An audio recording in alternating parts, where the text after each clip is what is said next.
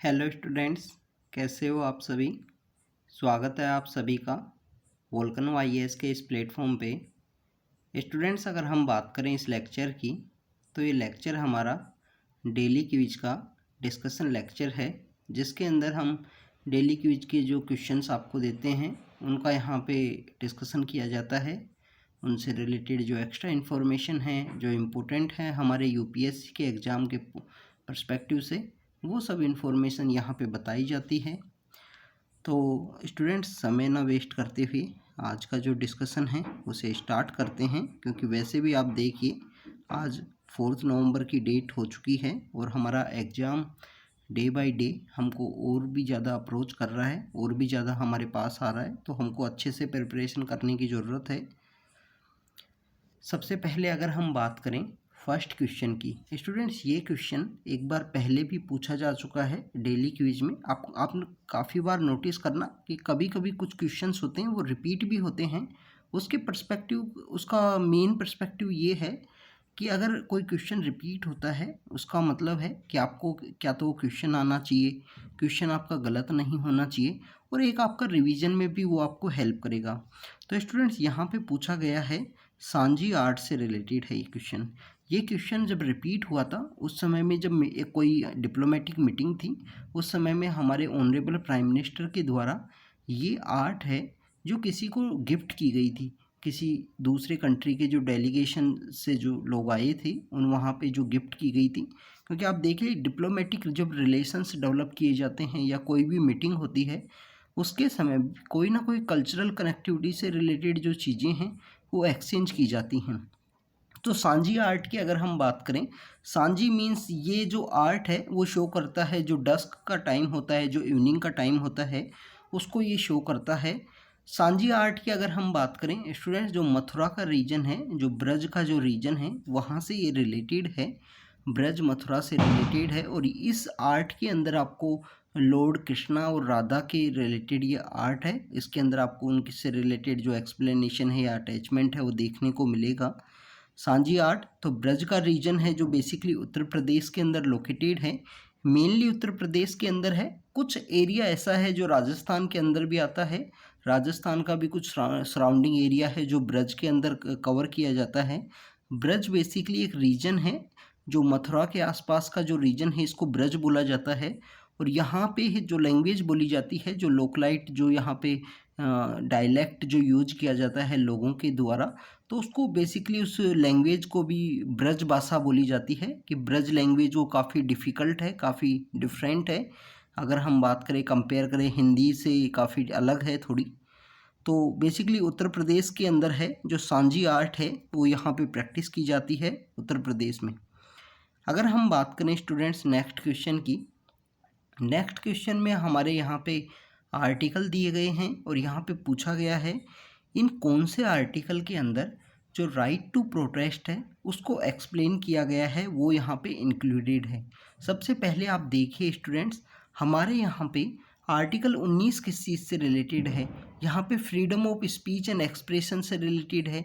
Basically कुछ ऐसी freedoms दी गई हैं जो काफ़ी ज़्यादा इम्पोर्टेंट हैं ओवरऑल डेवलपमेंट के लिए। आपको यहाँ पे अपने आपके अगेंस्ट में कोई आपका अगर ऑपरेशन हो रहा है या आपको प्रोटेस्ट करना है, उस सब चीज़ों से ये रिलेटेड है। अब यहाँ पे एक चीज़ नोट डाउन करने से रिलेटेड है कि यहाँ पे इंडिया के अंदर राइट टू प्रोटेस्ट को फंडामेंटल राइट के अंदर में कवर किया गया है, बट राइट टू स्ट्राइक जो है, राइट टू स्ट्राइक है, वो एफआर के अंदर नहीं आती है, फंडामेंटल के अंदर में नहीं आती है। तो यहाँ पे जो स्ट्राइक करने की जो राइट है वो फंडामेंटल राइट्स के अंदर में नहीं है। उसको यहाँ पे जो इंडस्ट्रियल एक्ट्स हैं उनके अंडर में इनको कवर किया गया है। स्ट्राइक की जो राइट है, प्रोटेस्ट आप कर सकते हो, प्रोटेस्ट काफ़ी डिफरेंट तरीके से होता है, कि डिफरेंट तरीके से लाइक द पीसफुल वे में।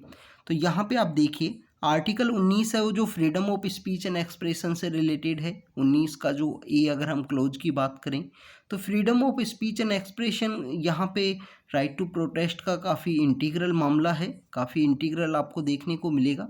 अगर हम बात करें यहाँ पे आर्टिकल 19B की अगर हम बात करें, इसके अंदर आपको देखने को मिलेगा कि किसी भी पर्सन है, किसी पर्सन को यहाँ पीसफुल असेंबली का यहाँ पे पावर है, पीसफुल असेंबली कर सकता है विदाउट आर्म्स। कि आपके पास कोई हथियार नहीं होनी चाहिए। उसके अलावा अगर आप कोई भी मीटिंग करना चाहो तो आप कर सकते हो। हाँ, आपको परमिशन की ज़रूरत होती है वहाँ पे। तो पीसफुल मीटिंग भी एक प्रोटेस्ट का ही पार्ट उसको माना गया है। तो आर्टिकल 19A और 19B हैं, उनके अंडर में यहाँ पे जो बेसिकली हम बात करें राइट टू प्रोटेस्ट को कवर किया गया है। अगर हम बात करें आर्टिकल 15 की, आर्टिकल 15 बेसिकली यहाँ पे कुछ डिस्क्रिमिनेशन से रिलेटेड जो बातें हैं उनके बारे में बात की गई है कि यहाँ पे कि कोई भी डिस्क्रिमिनेशन नहीं किया जाएगा किसी भी जो सिटीजन है स्टेट का उसके अगेंस्ट में on ground of religion, race, caste, sex और प्लेस ऑफ बर्थ और एनी ऑफ देम। इनमें से यहाँ पे बात की गई है, कुछ 5 ग्राउंड बताए गए हैं कि इन ग्राउंड के ऊपर किसी भी पर्सन से यहाँ डिस्क्रिमिनेशन नहीं किया जाएगा, चाहे वो किसी भी रिलीजन से हो, किसी भी रेस से हो, कास्ट हो, मेल हो या फीमेल हो, कोई भी सेक्स से बिलोंग करता हो या प्लेस ऑफ बर्थ से बिलोंग करता हो, वहाँ पे कोई भी डिस्क्रिमिनेशन नहीं होगा। तो बेसिकली 15 यहाँ पे इक्वलिटी को प्रोवाइड करने से रिलेटेड आर्टिकल का इंटीग्रल पार्ट है। तो इक्वलिटी से रिलेटेड है, तो यहाँ पे प्रोटेस्ट की कोई भी बात यहाँ पे नहीं है। तो 19A और 19B को यहाँ पे कवर किया गया है। तो आंसर होगा हमारा बी आंसर। स्टूडेंट्स, अगर हम बात करें थर्ड क्वेश्चन की, third question is about the land degradation neutrality जो फंड है उससे रिलेटेड है। स्टूडेंट्स, 1992 के समय में एक समिट होती है, समिट का नाम था अर्थ समिट उसको बोला गया है। अर्थ समिट के यहाँ पे 3 बाई प्रोडक्ट निकलते हैं। एक क्लाइमेट चेंज से रिलेटेड है जहाँ पे UNFCCC उसको डील करता है। आप देखिए कि आपने काफ़ी ज़्यादा सुनी होंगी, अभी जो COP27 है उसकी भी मीटिंग होने वाली है, COP27 की मीटिंग होने वाली है। और ये मीटिंग कहाँ पे होने वाली है इसके बारे में आप कमेंट सेक्शन के अंदर बताना कि COP27 जो UNFCCC का जो यहाँ पे कोप है, UNFCCC बेसिकली आप देखिए कि 92 के अंदर जो अर्थ समिट हुई, 92 में जो अर्थ समिट हुई, इसके 3 प्रोडक्ट निकलते हैं। 3 प्रोडक्ट क्या होते हैं बेसिकली? एक होता है UNFCCC। UNFCCC यहाँ पे डील करता है क्लाइमेट से रिलेटेड जो इश्यू हैं उनसे। सेकंड होता है UNF जो CBD है, वहाँ पे कन्वेंशन बायोलॉजिकल डाइवर्सिटी से रिलेटेड जो कन्वेंशंस वहाँ बातें की गई हैं। और हमारा जो थर्ड आता है वो आपको देखने को मिलता है UNFCCC, यहाँ पे UNCCD। थर्ड हमको देखने को मिलता है UNCCD। CCD क्या है basically? CCD about the convention on combat desertification, कि डेजर्टिफिकेशन को रोकना है, कुछ यहाँ पे जो लैंड है उसको कवर करना है, डेजर्टिफिकेशन को रोकने से रिलेटेड यहाँ पे बात की गई है। तो ये UNFCCC है जो क्लाइमेट चेंज से रिलेटेड है, जिसकी जो मीटिंग है हमको देखने को मिलती हैं काफ़ी बार, आपको हर ईयर इसकी मीटिंग होती हैं। फिर इसी तरीके से CBD है, CBD की मीटिंग भी आपको देखने को मिलती हैं, उनसे रिलेटेड कुछ टारगेट्स भी हैं, उनके बारे में भी हमने काफ़ी बार क्वेश्चंस के अंदर डिस्कस किया है। और UNCCD जो यहाँ पे कम्बैट करना है, डेजर्टिफिकेशन को रोकना है, उससे रिलेटेड है। तो बेसिकली यहाँ पे अगर हम कोप की बात करें तो कोप यहाँ पे UNFCCC की कोप क्यों होगी? अगर आप लैंड डिग्रेडेशन न्यूट्रलिटी से रिलेटेड अगर कोई इंडेक्स है, कोई फंड है, तो यहाँ पे जो कोप होगी UNCCD की कोप आपको देखने को मिलेगी। तो बेसिकली जो ये जो फंड है लैंड डिग्रेडेशन न्यूट्रलिटी फंड, ये यहाँ पे UNCCD की मीटिंग हुई थी, इसकी कोप 13 है जो चाइना के अंदर हुई, ओडोस उसको जगह है, वहाँ पे ये मीटिंग हुई, वहाँ पे इस फंड को क्रिएट किया गया था।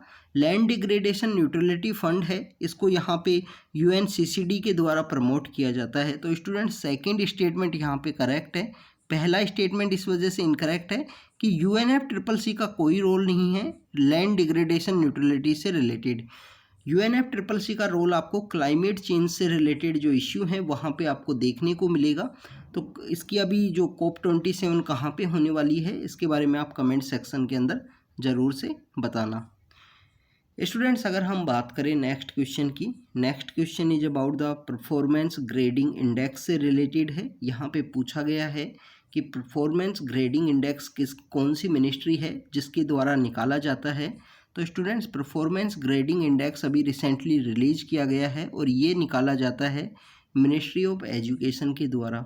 5 यहाँ पे पैरामीटर हैं जिनके ऊपर में यहाँ पे जो स्कूल हैं उनको यहाँ पे कंपेयर किया जाता है हर एक स्टेट की जो स्कूल्स हैं। यहाँ पे अगर हम बात करें 3 स्टेट ऐसे हैं जिन्होंने इस साल टॉप किया है, जिनके जो नंबर्स हैं वो आपको इक्वल देखने को मिलेंगे, महाराष्ट्र, केरला और पंजाब। महाराष्ट्र, केरला और पंजाब, आपको ये जो 3 स्टेट हैं इन्होंने इस इंडेक्स को टॉप किया है। परफॉर्मेंस ग्रेडिंग इंडेक्स, जिसको निकाला जाता है मिनिस्ट्री ऑफ एजुकेशन के द्वारा। इनका भी एक डिपार्टमेंट है जिसके द्वारा इसको रिलीज किया जाता है। तो आप कौन सा डिपार्टमेंट है उसके बारे में आप कमेंट सेक्शन के अंदर बताना कि परफॉर्मेंस ग्रेडिंग इंडेक्स जो है उसको कौन सा जो डिपार्टमेंट है वो निकालता है। स्टूडेंट्स, ये इंडेक्स काफ़ी ज़्यादा इम्पोर्टेंट है, जिसके अंदर ओवरऑल इंडिया में जो एजुकेशन है उसके पॉइंट ऑफ व्यू से उसका जो पर्सपेक्टिव है, लर्निंग आउटकम है, काफ़ी सारे पैरामीटर हैं जिनके ऊपर में यहाँ पे जो एजुकेशन है उसको कंपेयर किया जाता है बिटवीन द स्टेट्स में। तो काफ़ी ज़्यादा इम्पोर्टेंट है ये इंडेक्स हमारे बेसिकली एजुकेशन सिस्टम की ओवरऑल प्रोग्रेस को देखने के लिए। इसके अलावा आप देखिए कि हमारे एजुकेशन सिस्टम में एक नेशनल अचीवमेंट सर्वे है जो एनसीईआरटी के द्वारा कंडक्ट किया जाता है। एनजीओ प्रथम के द्वारा भी एसर रिपोर्ट निकाली जाती है, annual status of education report जो है, तो वो एनजीओ है, एनजीओ प्रथम के द्वारा निकाली जाती है। जो एसर की रिपोर्ट आपने कभी ज़रूर रीड की होगी। तो एनएएस है जो एनसीईआरटी के द्वारा कंडक्ट किया जाता है। तो ऐसे काफ़ी सारे सर्वे हैं जो एजुकेशन सेक्टर से रिलेटेड हैं। कल भी हमने यूनेस्को के द्वारा एक रिपोर्ट जो निकाली जाती थी, global monitoring report education sector से रिलेटेड जो है उसके बारे में डिस्कस किया था। स्टूडेंट्स, अगर हम बात करें नेक्स्ट क्वेश्चन की, next question is about the Mona law से रिलेटेड है। बेसिकली ये एक वोल्केनो यहाँ पे इरप्ट हो सकता है, ऐसा बेसिकली कुछ साइंटिफिक कम्युनिटी के द्वारा बताया गया है क्योंकि इस जो माउंटेन है वहाँ पे कंटिन्यू स्वेलिंग टाइप का जो ऑब्जर्व किया गया है, जिसकी वजह से बताया गया है कि यहाँ पे बेसिकली जो वोल्केनिक इरप्शन हो सकता है, ऐसा वहाँ बताया गया है। तो स्टूडेंट्स, यूएसए का जो अगर मेन लैंड है उससे दूर जाके वहाँ पे इनके आइलैंड हैं, हवाई आइलैंड। हवाई आइलैंड जहाँ पे लोकेटेड है वहीं पे ये जो माउंटेन है जो लोकेटेड है। तो बेसिकली ये यूएसए के अंदर ये गिरता है। ये न्यूज़ के अंदर में था, इस वजह से क्वेश्चन पूछ लिया। वैसे कुछ ज़्यादा इम्पोर्टेंट तो था नहीं, ये आपको पता होना चाहिए इसके बारे में। वहाँ पे काफ़ी सारे जो टेलीस्कोप हैं वो भी वहाँ पे सिचुएटेड हैं, उनके बारे में भी आपको पता होना चाहिए। जो हवाई जो आइलैंड है वहाँ पे ये बेसिकली जो मोना लो जो वहाँ पे माउंटेन है वो सिचुएटेड है। अभी कंटिन्यू उसके अंदर स्वेलिंग थी, स्वेलिंग की वजह से बेसिकली वहाँ बताया गया है कि वहाँ पे वोल्केनिक इरप्शन हो सकता है। तो स्टूडेंट्स, आज हमने इस माउंटेन के बारे में देखा। परफॉर्मेंस ग्रेडिंग इंडेक्स जो मिनिस्ट्री ऑफ एजुकेशन के द्वारा निकाला जाता है उसके बारे में देखा। लैंड डिग्रेडेशन न्यूट्रलिटी फंड के बारे में देखा और राइट टू प्रोटेस्ट की बात की गई जो आर्टिकल 19 का ए और बी के अंदर में दिया गया है। इसके अलावा सांझी आर्ट जो उत्तर प्रदेश ब्रज के एरिया के अंदर जिसको प्रैक्टिस किया जाता है उसके बारे में हमने यहाँ पे आज के वीडियो में देखा। तो जो भी इन्फॉर्मेशन आपको मिली है उसको नोट डाउन कीजिए, प्रैक्टिस कीजिए और कंटिन्यू रिवीजन कीजिए स्टूडेंट्स इन क्वेश्चंस का। इस इन्फॉर्मेशन को नोट डाउन करके उसका रिवाइज कीजिए, क्योंकि हार्डवर्क करने से ही एग्ज़ाम निकलेगा। एग्ज़ाम निकालना है तो आपको एक्स्ट्रा ऑर्डिनरी हार्डवर्क करना ही होगा students. Thank you students, thank you very much.